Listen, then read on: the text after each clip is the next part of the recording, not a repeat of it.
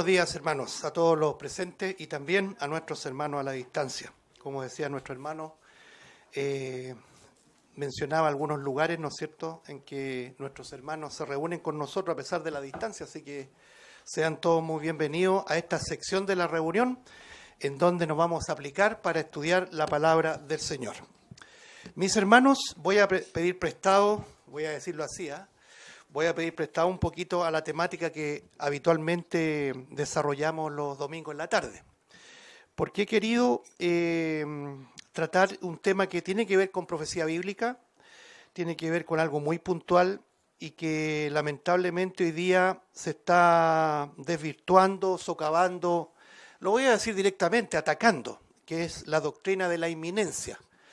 Los creyentes creemos que Cristo puede volver en cualquier momento. Y eso no lo digo en un sentido local, como nuestra iglesia en particular, como que tuvimos una visión muy especial, no.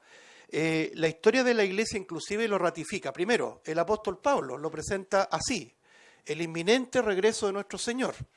Los primeros cristianos, de los primeros, al menos los primeros 3 siglos, creyeron de que Cristo volvía en cualquier momento.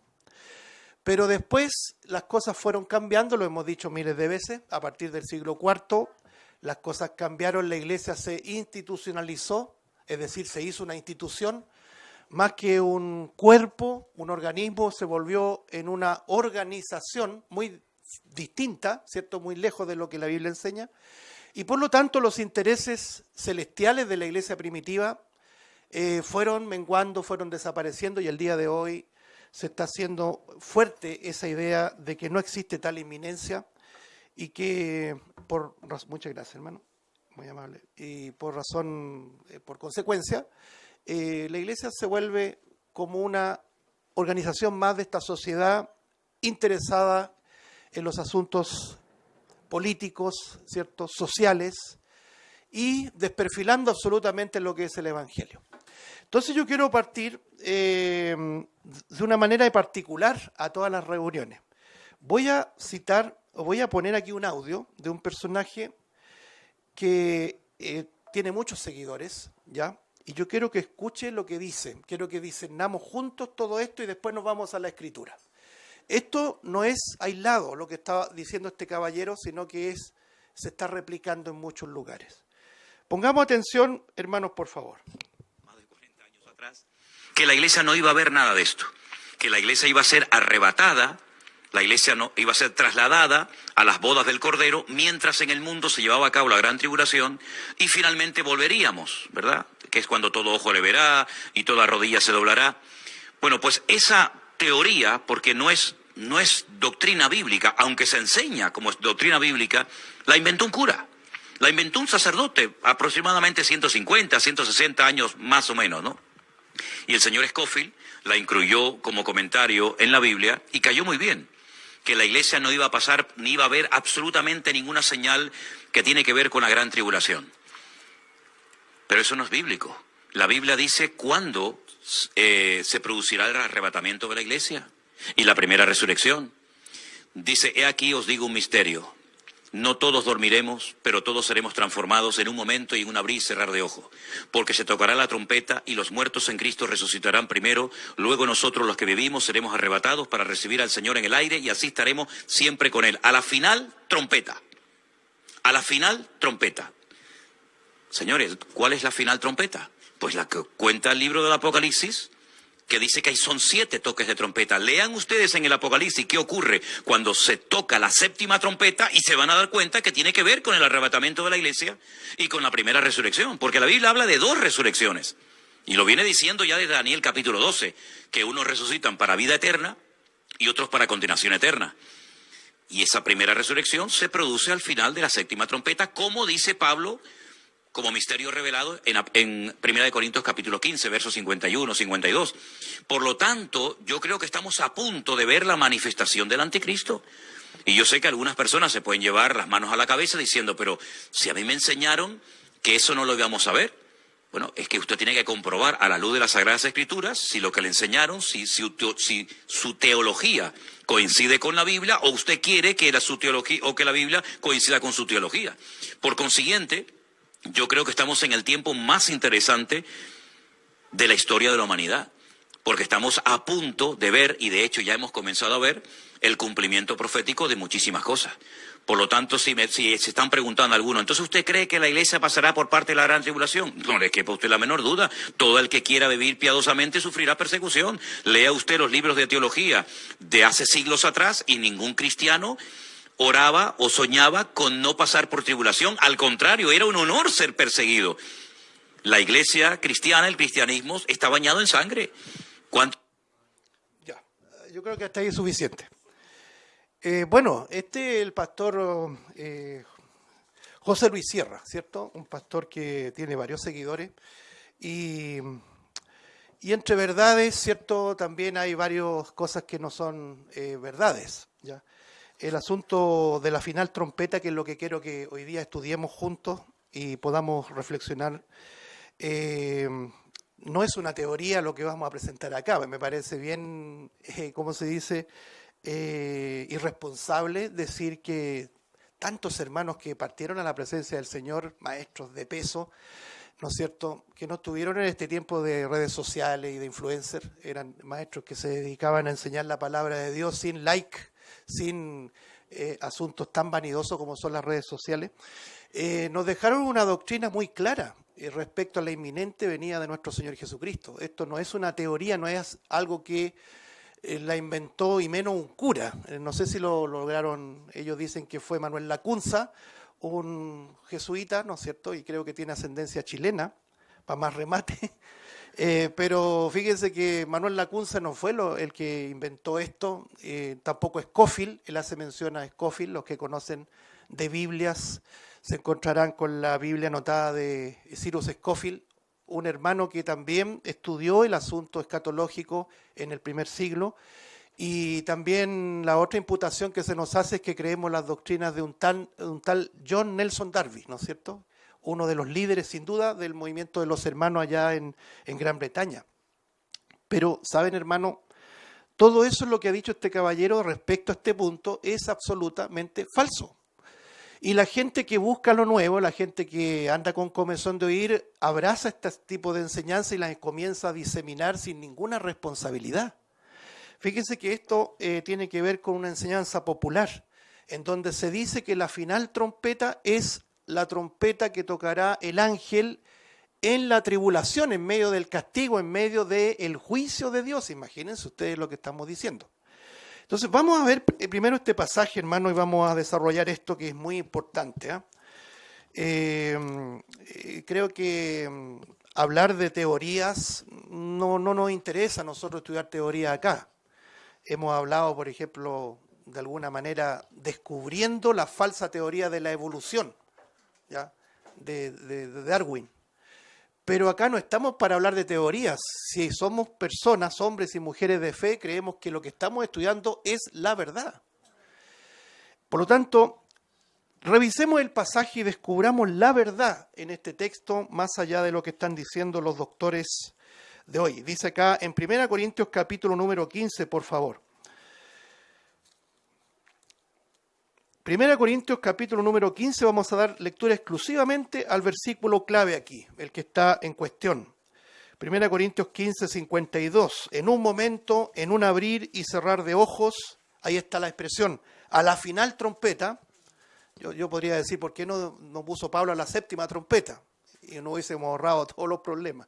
La final trompeta, porque se tocará la trompeta y los muertos serán resucitados incorruptibles y nosotros seremos transformados. Bueno, hermanos, que el Señor bendiga su palabra y nos ayude a estudiar todo esto. La final trompeta es una expresión que se está usando como para decir así fehacientemente, de una manera categórica, que no puede ser otra sino la séptima trompeta que tocará el ángel en el Apocalipsis. Por ejemplo, si usted busca, si quiere escucharlo, lo busca. En Apocalipsis capítulo 11, verso 15 dice lo siguiente: el séptimo ángel tocó la trompeta y hubo grandes voces en el cielo que decían: los reinos del mundo han venido a ser nuestro Señor, de nuestro Señor y de su Cristo, y Él reinará por los siglos de los siglos. Bueno, quienes afirman ¿cierto?, que la final trompeta de la que habló el apóstol Pablo y que acabamos de leer, ¿cierto?, en 1 Corintios 15, es la trompeta que toca el ángel en el Apocalipsis. Están sin duda enseñando, y este caballero lo dijo, ¿no?, este pastor, José Manuel Sierra creo que. Él, y como otros enseñan que nosotros, la Iglesia de Cristo, vamos a pasar la gran tribulación. Y no sé si usted lo escuchó, pero hace alusión a que la Iglesia siempre ha pasado por tribulaciones. Una cosa son las tribulaciones, una cosa son las persecuciones que ha tenido la Iglesia, y otra cosa es la gran tribulación, como lo dijo Cristo, cual no la ha habido desde el principio del mundo hasta ahora, ni lo habrá. Es decir, es un tiempo excepcional. Lo que vivió la Iglesia en el primer siglo y aún lo que vive hoy día, bueno, nosotros no hemos vivido nada de persecución, pero todo lo que ha vivido la Iglesia en su historia no tiene que ver con la gran tribulación, sino que con tribulaciones de las cuales ciertamente habló Pablo, habló Pedro, ¿cierto? Dice que cuando seamos vituperados por Cristo somos bienaventurados. Es decir, eso es parte de la Iglesia de Cristo. Siempre vamos a ser perseguidos, denostados, se van a burlar de nuestra fe, etcétera, etcétera. Pero eso no es la gran tribulación. La gran tribulación es un tiempo excepcional que tiene que ver con un periodo que tiene relación exclusivamente con la ira de Dios. Y eso es lo que vamos a también tener que mencionar. Entonces, algunos dicen, es necesario pasar por la gran tribulación. Si usted escucha la entrevista completa, él dice los mejores momentos son de la tribulación. Entonces mezcla verdades con mentiras. No cabe duda que el tiempo más glorioso de la iglesia fue el tiempo de la persecución, de los primeros siglos. Era una iglesia fiel, era una iglesia consagrada, una iglesia que buscaba la santidad.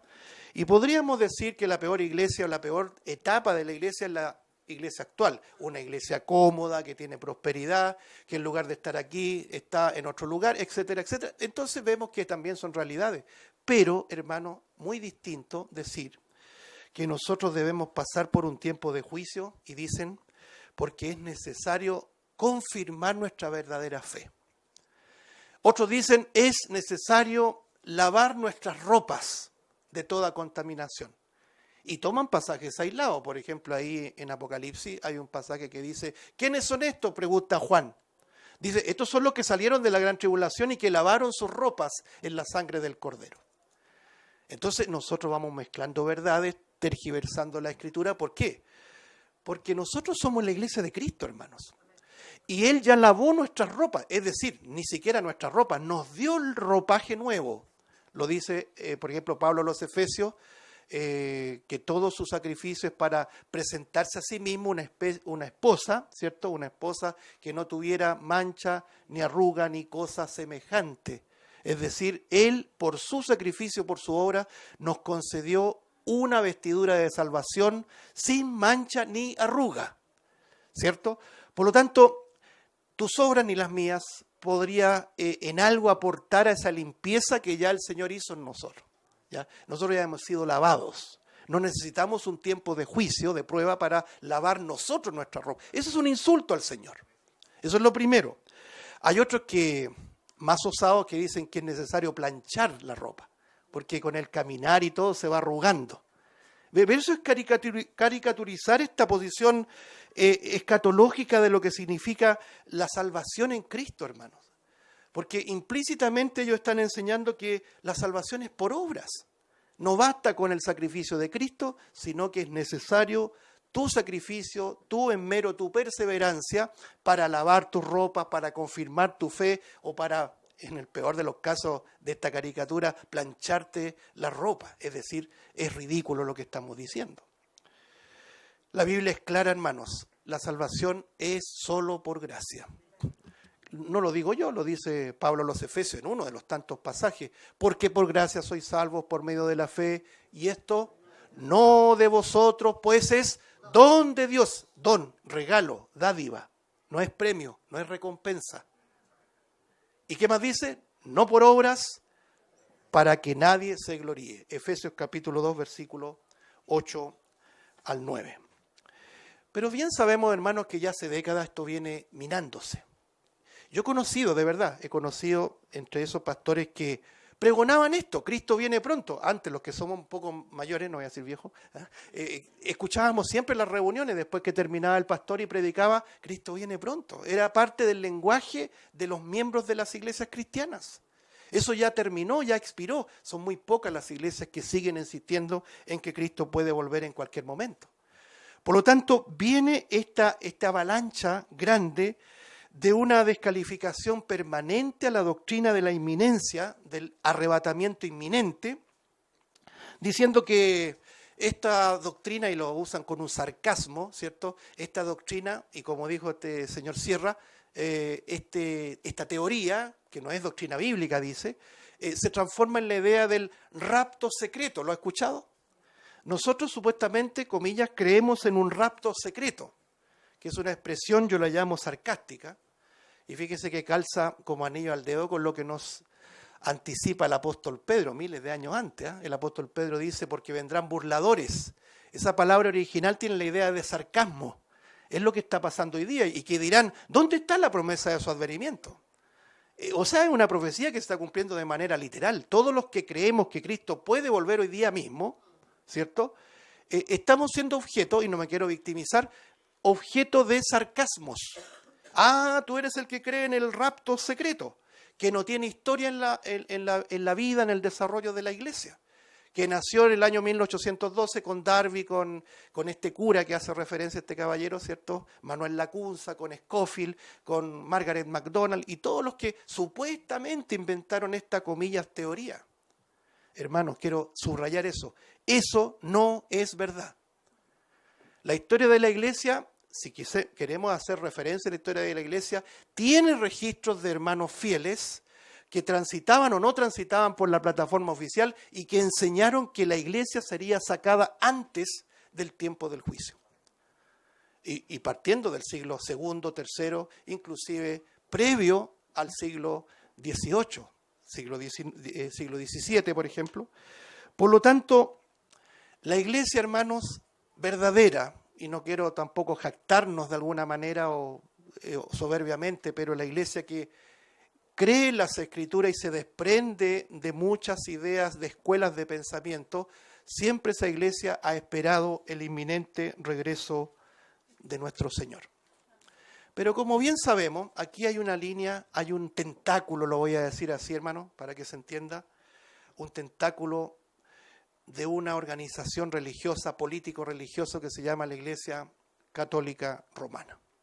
Usted, no sé cuántos fuimos católicos acá, pero las bases teológicas de la Iglesia Católica es asentarse en la tierra. Los intereses de la Iglesia Católica son terrenales. Por lo tanto, hay un dejo de ecumenismo en todo esto, hermanos, porque si usted le enseña a la feligresía que Cristo viene en cualquier momento, usted no se va a aterrizar en este planeta. Y aún así nos cuesta, ¿no es cierto? Nos cuesta vivir pensando en lo celestial, porque el pecado nos lleva a aterrizarnos como que el todo del hombre es este planeta, es tu familia, tus éxitos, tus logros. Pero la inminencia nos permite estar mirando al cielo. Y cuando vienen momentos de dificultad uno dice, bueno, Cristo viene pronto. Es la esperanza bienaventurada del creyente. Pero vamos al punto, hermano. El decir que la final trompeta es la trompeta del Apocalipsis, está muy implícita o incluso explícitamente diciendo que la iglesia va a pasar por un tiempo de juicio. Porque la gran tribulación es un tiempo de juicio. Nadie lo puede negar eso. Y eso sí que tiene implicancias, ya no solamente con la escatología, lo que cada uno cree, porque algunos dicen, bueno, eso no importa, lo que tú creas en el futuro, que yo no estoy en acuerdo en absoluto en eso. O sea, lo que viene implica, ¿no es cierto?, lo que tú crees de la salvación. Por ejemplo, yo le voy a poner un caso muy directo. Estos señores que no creen en nada de esto, dicen que hay un solo juicio. Es decir, todos nosotros vamos a llegar a un solo juicio. Y si usted estudia un solo juicio, usted descubre que los que lleguen ahí y sean salvos son salvos por obras. Por lo tanto, es muy serio. Nosotros los creyentes no vamos a llegar al juicio final, porque ya somos salvos, judicialmente somos salvos. Cuando el Señor venga a buscarnos o muramos y resucitemos para ese tribunal de Cristo que se conoce, daremos cuenta de nuestro servicio como creyentes, lo que hicimos o no hicimos debiendo hacerlo, pero no con implicancias de condenación, no con implicancias penales, sino con implicancias de recompensas por nuestro servicio. Es decir, vamos a dar cuenta de nuestro servicio. Entonces, cuando decimos no importa lo que viene, no importa si la trompeta suena antes, al medio o después, no, cuidado, porque si decimos que estamos esperando la séptima trompeta del Apocalipsis, quiere decir que nosotros vamos a pasar un tiempo de juicio, y como él lo decía, el señor Sierra, ¿no es cierto? Decía que ya estamos a punto de ver al anticristo. El asunto es que el anticristo no puede manifestarse porque hay algo que al presente lo detiene. Y es el Espíritu Santo morando precisamente en la iglesia. Entonces, hay una inconsistencia, yo diría una aventura en esa enseñanza tan elocuente, ¿no es cierto? Porque cuando hay elocuencia la gente se doblega a la elocuencia, ¿no es cierto? Pero esto es serio. Decir que nosotros los creyentes pasaremos por un tiempo de juicio es negar ese potente consumado es que dijo el Señor, ¿se acuerda? Cuando dijo consumado es de la cruz, Él está diciendo ya no hay nada más que hacer, está todo completo. Él pagó todo lo que debía pagarse. La palabra que se usa ahí en consumado es una idea, ¿no es cierto?, del original, que Él pagó hasta el último centavo de nuestra deuda. ¿Qué tenemos que nosotros confirmar? ¿Qué tenemos que nosotros lavar o planchar nuestras ropas si Cristo ya lo hizo absolutamente todo? Por lo tanto, vamos a la Escritura directamente. Por ejemplo, Pablo enseña que la ira de Dios no está sobre nosotros, sino que sobre los inconversos. Esto lo dice en Romanos capítulo 1, versículo 18. La ira de Dios se manifiesta sobre los hombres, ¿se acuerda? Desde el cielo se manifiesta la ira de Dios para todos los que detienen con injusticia la verdad. Nosotros ya estamos en una esfera de la gracia de Dios. Pablo dice, en la cual estamos firmes, no estamos titubeando, no estamos en una imagen así ilustrativa como loro en el alambre. Por ejemplo, veamos algunos pasajes rapidito, hermano, para que el tiempo no alcance. Y si es necesario lo abordamos la próxima semana de nuevo. ¿Cuál es el problema, cierto? Eso no me dio añeñado, ¿eh? ¿Cuál es el problema?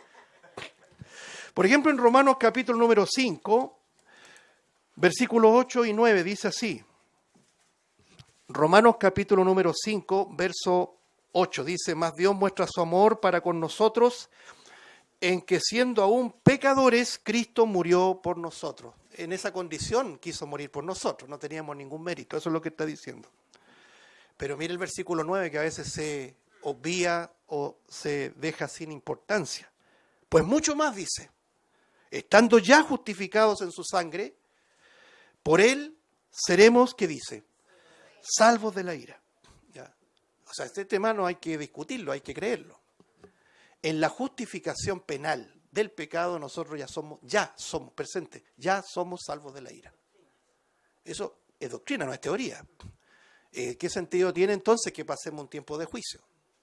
Entonces la final trompeta no puede ser la del ángel. Vamos hilvanando todo, ¿no? Vamos uniendo todas las cosas. Mire, avancemos otro poco acá. Vamos a 1 Tesalonicenses, por favor, hermanos. 1 Tesalonicenses, capítulo número 1, versículo 10. 1 Tesalonicenses 1:10 dice lo siguiente. Dice, y esperar de los cielos a su Hijo, al cual resucitó de los muertos, a Jesús, quien nos libra ¿de qué? De la ira venidera. Fíjese que la gramática también es muy importante. Esa palabra ahí que dice nos libra de, ¿ya?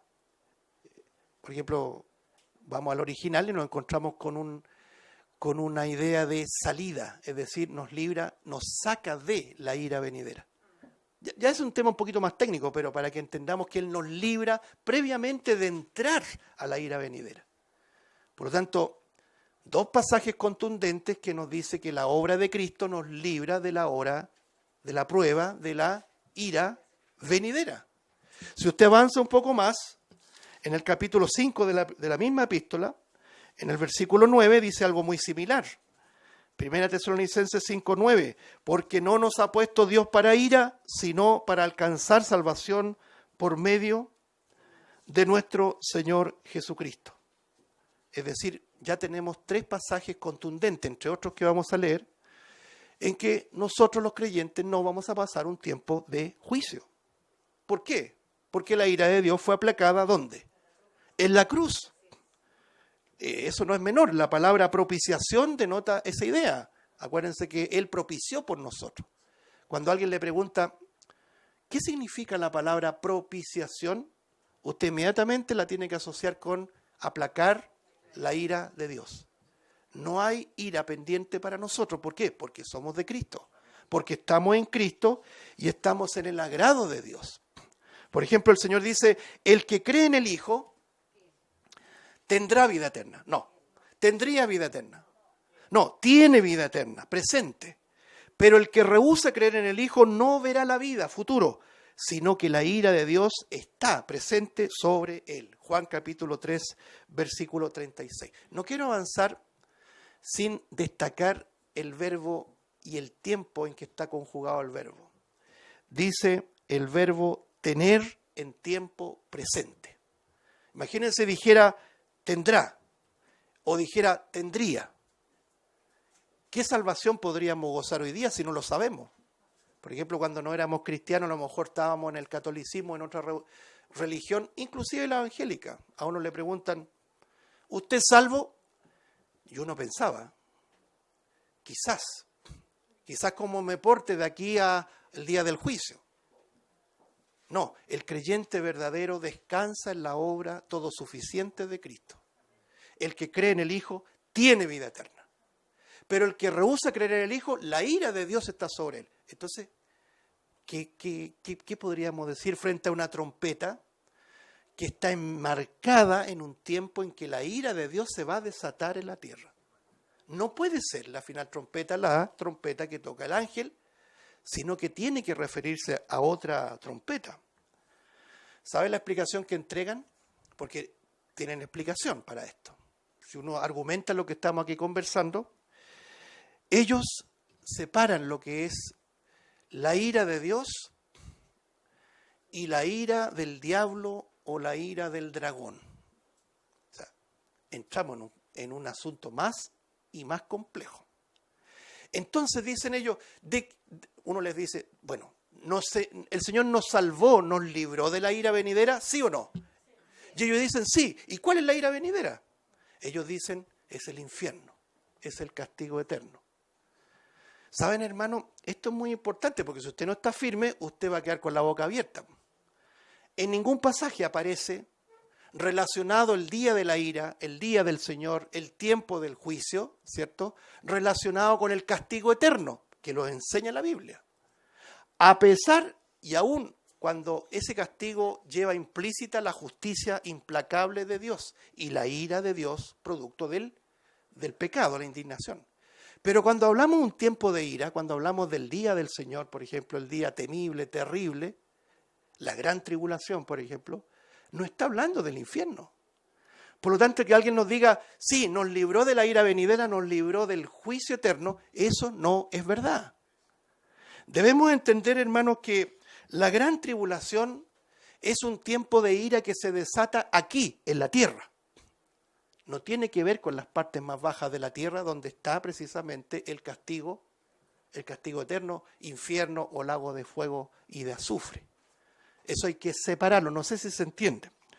Lo que quiero señalar, hermano, es que la Biblia anticipa con lujo de detalle, por eso es que es importante repasar estas doctrinas para que nadie, lo voy a decir en buen chileno, nos meta el dedo en la boca, con elocuencia y con bagaje, diciendo estas barbaridades. La ira de Dios no tiene que ver con el infierno, la ira de Dios es con un tiempo de juicio que se avecina al planeta. Entonces, lo primero es lo primero. No olvidemos, hermanos, que la ira de Dios se desata a la humanidad aquí en el planeta. Por eso que nosotros ya tenemos un privilegio.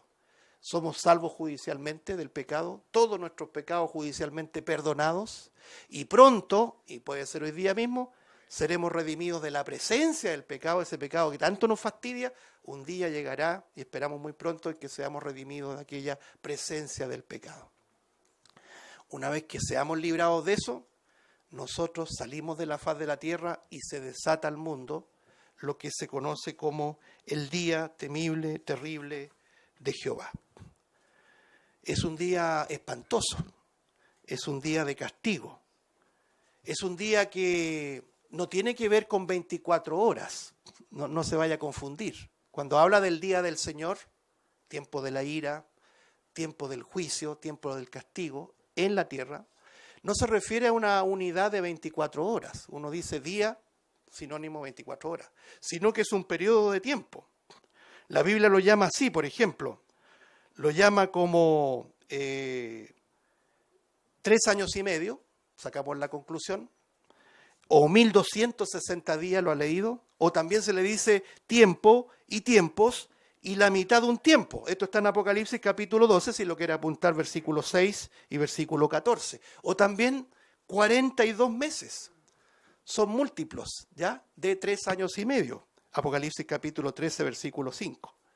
Es decir, un periodo, hermanos, de 3 años y medio en donde se desata la justa ira de Dios, aquí en la tierra. No en el infierno, aquí en la tierra. Ahora, ¿por qué se niega todo esto? Porque, bueno, el diablo también hace su obra, ¿no es cierto?, en las mentes y entenebrece el entendimiento. Cuando uno quiere buscar más allá de lo que la Biblia dice, en lugar de sumirnos o sumergirnos, mejor dicho, en la dirección del Espíritu Santo, el enemigo toma su parte y nos puede entenebrecer el entendimiento, aún siendo cristianos, hermanos. Por eso que tenemos que tener mucho cuidado. Pablo dice a los corintios: me temo que como la serpiente con su astucia engañó a Eva, vuestros sentidos sean de alguna manera extraviados de la sincera fidelidad a Cristo. Si usted y yo queremos aprender de la Biblia, bueno, leamos la Biblia. Si queremos aprender a qué se refiere con el día del Señor temible, espantoso, el día de la ira, la Biblia lo enseña. Por ejemplo, voy a citar algunos pasajes. Ponga atención.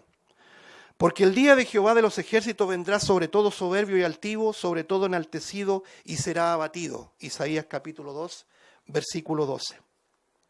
Note el siguiente. Aullad, porque cerca está el día de Jehová, vendrá como asolamiento del Todopoderoso, y he aquí el día de Jehová viene terrible y de indignación y ardor de ira para convertir la tierra, note, es la tierra en soledad y raer de ella sus pecadores, por lo cual las estrellas de los cielos y sus luceros no darán su luz, y el sol se oscurecerá al nacer, y la luna no dará su resplandor. Isaías capítulo 13, versículos 6 al 11. Mire el siguiente pasaje. ¡Ah, cuán grande es aquel día! Tanto que no hay otro semejante a él, tiempo de angustia para Jacob, dice el texto. Jacob es Israel, no es la iglesia. Jeremías capítulo 30, versículo 7. Mas ese día será para Jehová Dios de los ejércitos día de retribución, para vengarse de sus enemigos. Jeremías 46, 10. Hijo de hombre, profetiza y di, así ha dicho Jehová el Señor, lamentad, ay de aquel día, porque cerca está el día, note el lenguaje de inminencia, cerca está el día de Jehová, día de nublado, día de castigo de las naciones será. Ezequiel capítulo 30, versículo 2 al 3. Ay de aquel día, porque cercano está el día de Jehová y vendrá como destrucción por el Todopoderoso. Joel capítulo 1, versículo 15. Tocad trompeta en Sión y dad alarma en mi santo monte, tiemblen todos los moradores de la tierra, porque viene el día de Jehová, porque está cercano el día de tinieblas y de oscuridad, día de nube y de sombra. Joel capítulo 2, versículo 1 al 2. Porque cercano está el día de Jehová en el valle de la decisión. Este es el valle de Josafat o de Armagedón. El sol y la luna se oscurecerán y las estrellas retraerán su resplandor. Joel capítulo 3, versículo 14 al 15. Hay de los que deseen el día de Jehová. Mire, me llama la atención de esta curiosidad. Hay de los que desean el día de Jehová. ¿Para qué queréis este día de Jehová? Será de tinieblas y no de luz, como el que huye de delante del león y se encuentra, dice acá, con el oso, o como si entrara en la casa y apoyara su mano en la pared y le muerde una culebra. ¿No será el día de Jehová tinieblas sino luz, oscuridad que no tiene resplandor? Amós capítulo 5, verso 18 al 20. Me quedan 2 pasajes nomás. Cercano está el día grande de Jehová, cercano y próximo. Eso es inminencia. Es amarga la voz del día de Jehová, gritará allí el valiente. Día de ira, aquel día de angustia, de aprieto, de alboroto, de asolamiento, día de tiniebla, de oscuridad, día de nublado, de entenebrecimiento, día de trompeta. Y de algazara sobre las ciudades fortificadas y sobre las altas torres, y atribularé a los hombres, y andarán como ciegos, como pecadores contra Jehová. Después dice el día de la ira de Jehová, toda la tierra será consumida con fuego, porque ciertamente destrucción apresurada hará a todos los habitantes de la tierra. Sofonías capítulo 1, verso 14 al 18. Finalmente, porque he aquí viene el día ardiente como horno, y todos los soberbios y todos los que hacen maldad serán estopa. Aquel día que vendrá los abrazará, tiene que ver con quemar de brasa. Ha dicho Jehová de los ejércitos, hollaréis a los malos, los cuales serán ceniza bajo las plantas de vuestros pies, en el día en que yo actúe, ha dicho Jehová de los ejércitos, el día de Jehová grande y terrible. Malaquías capítulo 4, versículo 1 al 5. ¿Qué más argumento? El día del Señor es un día en que se desata la ira de Dios. Viene un tiempo, hermanos, de un castigo sin igual, un castigo sin precedentes a la tierra. Bueno, yo pregunto qué sentido tiene que nosotros pasemos por ese tiempo si nosotros ya somos salvos de la ira. Si nosotros ya estamos en Cristo y la ira de Dios fue consumada para nosotros allí en el altar de la cruz. Por eso que es muy importante también considerar esto, hermanos, porque esta doctrina tiene que ver con ese día en que los valentones, todos los que se hacen los valientes como este caballero, no digo que él va a pasar por ese tiempo, solamente Dios lo sabe, pero todos estos que niegan y se burlan podrían entrar en este grupo que dice, muchos me dirán en aquel día, ¿se acuerda? Señor, Señor, es decir, le llamaban Señor. No profetizamos en tu nombre, podríamos decir, no predicamos en tu nombre, y en tu nombre echamos fuera demonios, es decir, hacían exorcismo y liberaciones, como le llaman, y en tu nombre hicimos muchos milagros. Entonces le declararé, dice el Señor, nunca os conocí, apartados de mí, hacedores de maldad. Mateo capítulo 7, verso 22 al 23. Ese día será el día de la ira de Dios. Ahora, todos los pasajes que vimos están, ¿cierto?, relacionados con el Antiguo Testamento. Citamos Isaías, Jeremías, Ezequiel, Sofonías, hasta Malaquías, prácticamente en una secuencia. Pero esto no es ajeno al Nuevo Testamento, porque uno puede decir, no, es que eso es para el Antiguo. No, cuidado. Pablo dice lo siguiente, mire, ponga atención, porque vosotros sabéis perfectamente que el día del Señor vendrá así como ladrón en la noche, cuando digan paz y seguridad, entonces vendrá sobre ellos, no sobre la iglesia, sobre ellos destrucción repentina, como los dolores a la mujer encinta, y no escaparán. Primera a los Tesalonicenses capítulo 5, versículo 2 al 3. Note la diferencia. Sobre ellos, ¿quiénes son ellos? Los inconversos, los no creyentes, que si bien van a vivir un tiempo de paz y seguridad que tanto anhelan, pero eso será solamente una antesala del día del Señor temible y espantoso. Dice también Pablo, no dejéis mover fácilmente de vuestro modo de pensar, ni os conturbéis, ni por espíritu, ni por palabra, ni por carta, como si fuera nuestra, en el sentido de que, ahí está, el día del Señor está cerca, porque los tesalonicenses, aclaro al tiro, pensaban que estaban viviendo el día del Señor. Así como ocurre hoy día, también se enseñaba en ese tiempo en que la iglesia estaba pasando ya el tiempo de la gran tribulación. Y Pablo les aclara, nadie os engañe en ninguna manera, porque no vendrá, es decir, el día del Señor, sin que antes venga la apostasía y se manifieste el hombre de pecado, el hijo de perdición. Segunda de los Tesalonicenses, capítulo 2, versículos 2 al 3. Es decir, el día del Señor viene una vez que se manifieste este personaje, que se llama el anticristo. Pero para que se manifieste el anticristo debe ocurrir algo fundamental, que la iglesia salga del planeta. El Espíritu Santo ya no sea el dique de contención. Si lo dice Pablo, hay algo que al presente lo detiene. En ambos textos, hermano, el día del Señor conlleva un escenario de castigo, logro, oscuro, de destrucción. Ese será el tiempo de la ira del Señor. Pedro también lo dice, ¿eh? Dice Pedro, pero el día del Señor vendrá como ladrón en la noche, en el cual los cielos pasarán con gran estruendo y elementos ardiendo serán deshechos y la tierra y las obras que en ellas hay serán quemadas. Otro texto que nos refiere al día del Señor como el día de la ira, de la destrucción, día de nublado, dice el profeta Ezequiel. Por lo tanto, ¿qué pasa con la iglesia? ¿Pasará por este tiempo lóbrego de castigo, de ira? No, definitivamente no. Por ejemplo, en el libro de Apocalipsis, a ver si ese sí que pido que lo veamos juntos, por favor. Apocalipsis capítulo número 3.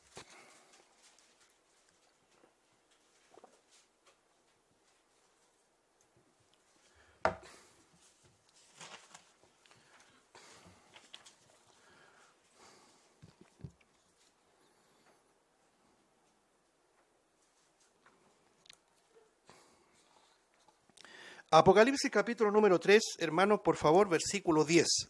Lea usted ahí lo que dice. Por cuanto has guardado la palabra de mi paciencia, yo también te guardaré de la hora de la prueba que ha de venir sobre el mundo entero, para probar a los que moran sobre la tierra. Este texto es muy importante. ¿Sabe por qué, hermano? Porque viene un tiempo de prueba a la tierra que si usted va haciendo una correlación en una sana interpretación, acuérdense la cuarta regla de interpretación, ¿cuál es? La correlación, es decir, comenzar a correlacionar y ver todas las referencias que hablan de un mismo punto, descubrimos que hablar del día del Señor, del día de Jehová, del día temible, terrible, espantoso, el día de la ira, etc., es también el día de la prueba que viene al mundo entero. Mire, antes de comentar, avance un poquito en Apocalipsis y lea lo que dice ahí en Apocalipsis 6:17, ya en medio de la tribulación. Apocalipsis 6, leamos un poquito de atrás desde el versículo 15, mire. Esta es noticia por cumplirse, hermano, por si acaso. Esta es como la última noticia, pero del futuro. Y los reyes de la tierra y los grandes, los ricos, los capitanes, los poderosos, y todo siervo y todo libre, se escondieron en las cuevas. A mí me suena búnker eso, los que ya existen. Y entre las peñas de los montes, y decían a los montes y a las peñas, caed sobre nosotros y escondednos del rostro de aquel que está sentado sobre el trono. ¿Y qué más? Y de la ira del Cordero, porque el gran día, ahí está, el gran día de su ira ha llegado. ¿Y quién podrá sostenerse en pie? Ese es el día del cual el Señor nos ha librado. Eso es lo que yo quiero subrayar. Antes de llegar a estudiar la final trompeta, quiero que entendamos que la iglesia no va a pasar por la gran tribulación. No hay ningún pasaje que enseñe eso. Fíjese usted que acá en Apocalipsis 3:10 que acabamos de leer, leamos nuevamente ahí, por cuanto has guardado la palabra de mi paciencia. Aquí el Señor se está refiriendo a una iglesia muy específica, ¿cierto? Que es la iglesia en Filadelfia. Cuando estudiamos las 7 iglesias, ¿se acuerda que las estudiamos en periodo de pandemia? Estuvimos estudiando eso. Y veíamos que al menos dos iglesias de las 7 no tienen ninguna censura, ninguna reprensión de parte del Señor. ¿Cuáles son esas iglesias? A ver, ¿quién me ayuda? En Mirna, muy bien, y Filadelfia, precisamente. Aunque Éfeso también tenía sus cosas nobles, pero también había cometido errores, había dejado su primer amor, etc. Pero en el caso de Mirna, una iglesia sufriente, en el caso de Filadelfia, una iglesia fiel, que había guardado la palabra pacientemente. Cuando habla de la palabra de paciencia, es lo que significa la fe. La fe es esperar pacientemente las promesas de Dios. En otras palabras, es el distintivo del creyente. Por cuanto has guardado la palabra de mi paciencia, note, yo también te guardaré de la hora de la prueba que ha de venir sobre el mundo entero. Esa expresión, te guardaré de, ahí lo quiere subrayar, ese de es ek en griego, que significa fuera. Es decir, te guardaré fuera de la hora de la prueba. Hay predicadores que dicen que a lo que se refiere este pasaje hay dos interpretaciones. Una es que esto estaba referido a un tal emperador, no sé si era Domiciano, que echó a andar una tremenda persecución en el siglo II. Ese es lo que se conoce como interpretación preterista, es decir, que ocurrió. No tiene ningún sentido para nosotros, ¿sí? Trajano, muy bien, gracias hermana, el emperador Trajano. Es decir, ellos interpretan que esto se cumplió en los primeros siglos. No creemos que es así. La profecía se proyecta hacia el futuro. Y la otra interpretación es que la iglesia va a pasar por la gran tribulación, pero en la tribulación el Señor nos va a cuidar. ¿Ya? Pero el problema es que nos echamos al bolsillo todos los otros textos. Acuérdense que un texto fuera de contexto termina siendo un pretexto. Y en la correlación nos vamos encontrando que el Señor nos libra de la hora de la prueba, nos libra de la ira venidera, y cuando dice acá el texto literalmente, te guardaré de la hora de la prueba, no es que te va a cuidar en la hora de la prueba, sino que te va a sacar de la hora de la prueba. Va a evitar que nosotros entremos a la hora de la prueba. Eso significa esta preposición, ek, de salida, fuera. Por lo tanto, no debatamos más con la verdad, hermanos. La obra todo suficiente de Cristo no solamente nos ha salvado de las llamas del infierno, sino que del tiempo que se avecina y que se llama el día del Señor, el día de Jehová o la hora de la prueba, la gran tribulación. Por lo tanto, hermano, voy a dejarlo hasta acá, se nos fue el tiempo, nos quedó todavía la mitad. Entendamos, hermano, y lo voy a dejar anticipado, porque ya la próxima semana algunos ya no van a estar con nosotros, van a estar de vacaciones. Hay dos opciones, o suspenden las vacaciones, nada. Pero quiero decir lo siguiente, la final trompeta, hermano, la final trompeta no tiene que ver con la séptima trompeta del juicio, sino que tiene que ver con un lenguaje marcial que el apóstol Pablo aplica en dos textos. En Tesalonicenses dice, con trompeta de Dios, ¿se acuerda? Y en Corintios, porque se tocará la trompeta, que es un llamado, es una alerta, es anunciar lo que viene. Y qué mejor, hermano, anunciar que Cristo nos viene a buscar.